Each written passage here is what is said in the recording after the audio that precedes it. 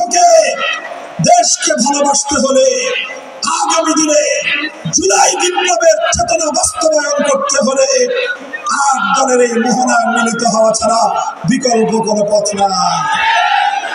বাংলাদেশের মানুষের অধিকার আদায়ের, আধিপত্যবাদ বিরোধী আন্দোলনের অবিসংবাদিত নেত্রী বেগম খালেদা জিয়ার জন্য আমি দোয়া করছি, সকলকে আহ্বান জানাচ্ছি। তার জন্য, তার দীর্ঘ হায়াতের জন্য, সুস্থতার জন্য আমরা দোয়া করব। দলীয় সংকীর্ণতার ঊর্ধ্বে উঠে দেশ এবং জাতিকে ভালোবাসতে চাই আমরা।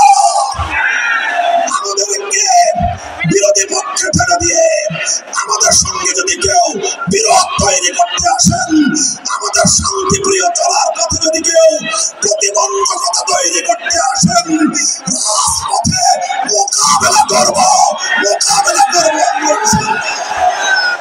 এই প্রস্তুত থাকবেন তো? জীবন দিতে হলে জীবন দেব।